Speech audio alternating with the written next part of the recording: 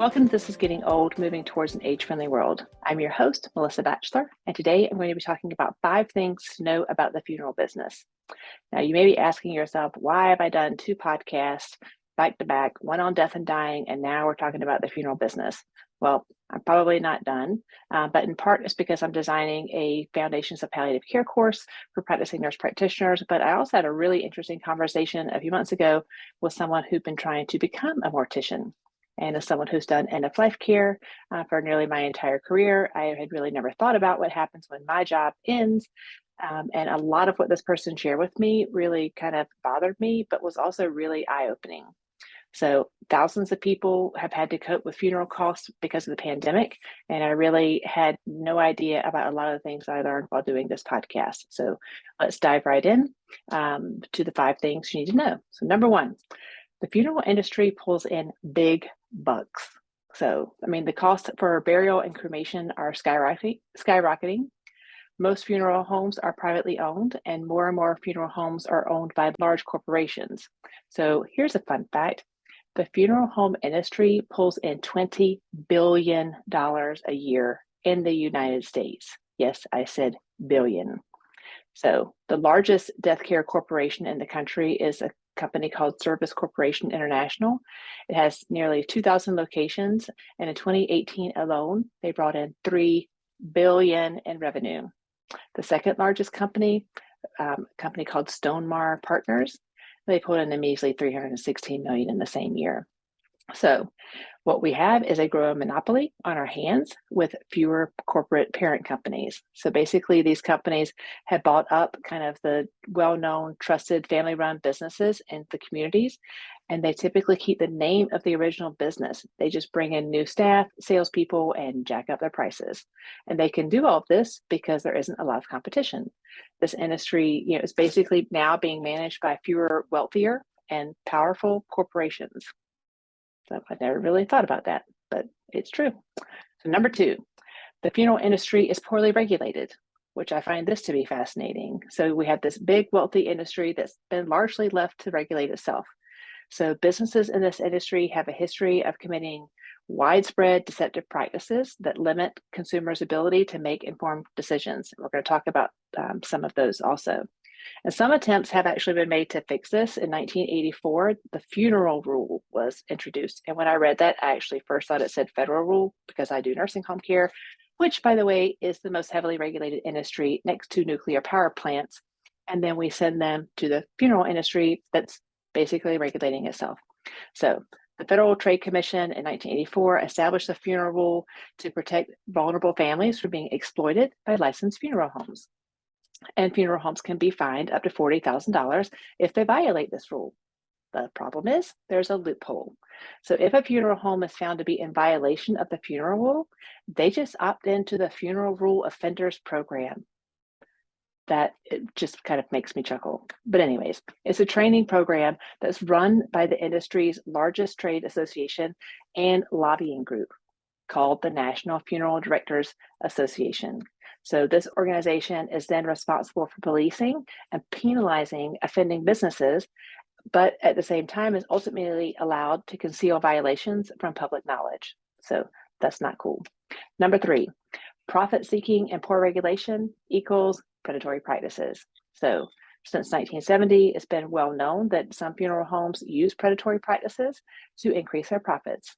And when you need a funeral home, the consumer is often not in the right frame of mind to handle the logistics of a funeral, a burial, or cremation. So the people that do this type of advanced planning for their families are actually giving their families a huge blessing and probably can avoid some of the issues that I'm sharing with you today. Because if you don't, funeral planning can involve a lot of intense emotions. There are going to be a lot of decisions that have to be made. And if there's conflict among the family members, then it's really going to be out of control. And the prices for the same service can range from a few $1,000s to over $10,000. Number 4, historically, there's been no price transparency for the funeral industry. So the funeral rule doesn't require funeral homes to provide prices up front or online, which means the general public is going to have a hard time protecting itself from predatory pricing practices. And what we do know that in 2021, the National Funeral Directors Association said that the average cost of a funeral with a viewing and a burial is nearly $8,000, while a funeral with cremation cost about $1,000. But these costs don't take into account the cemetery, the monument, the marker cost, or other miscellaneous costs like flowers. And so all of these additional expenses can increase the total of the full funeral services by $2,000 to $3,000. And to boot, caskets are often marked up 300 to 500%. This is crazy. Caskets from a wholesaler cost about $325, but the funeral home is going to sell it to you for the low price of $1,300. Other markups that are equally crazy is selling people a premium sealed casket for $800 when it just means they're going to add an $8 rubber seal to the lid. And here's a fun fact. The federal rule actually allows you to provide your own casket for a funeral. And they're not allowed to charge you extra fees if you do. So you can buy your own casket from a wholesaler or make your own. Talk about a DIY project I've never heard of before. And the reason I say that historically these prices were not transparent to consumers is because I was talking to someone last week as I was getting ready to do this podcast, and she works in an assisted living facility here in DC. And she was telling me that she has like a whole list of all the different funeral homes and kind of the DC metropolitan area, and they do actually disclose their prices. So you can go to one funeral home and get your cremation done for $1,500, and if you go right down the street, you can pay $10,000 for it. So buyer beware, and you actually do need to shop around. So number 5, last thing. Actually, funerals are really bad for the environment. So every year, funerals put over 800,000 gallons of formaldehyde into the earth. That's equivalent to like 1.25 size Olympic-sized swimming pools every year. And cremation, that's always been thought of as like the greener alternative. It actually generates an estimated 535 pounds of carbon dioxide per person, and that's according to National Geographic. So in addition to all the stuff I've learned about the funeral industry, there are resources for actually having a green funeral. I don't know as much about this yet, but there is a website called Funeralocity you can check out, and I'll probably do a little bit more research looking into green funerals to find out what those actually entail. I know that I have seen one company that you can put your remains and it helps grow a tree. I don't know the name of that company yet. So if you know the name of it, drop it in the comments below. Or if you have any other thoughts or suggestions about the current funeral industry, you can share your stories. And it definitely gives me something to think about with making my own advance directive. So that's actually how it kind of fits into some of the other stuff I'm doing. So thank you for tuning in, and I will see you next time.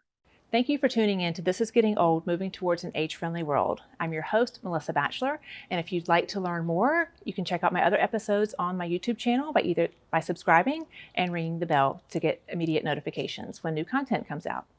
In addition, you can also find the audio version of the podcast on Amazon Music, Spotify, iTunes, and Stitcher. Please feel free to leave an honest review because more reviews mean more awareness of the podcast and helps us move towards an age-friendly world.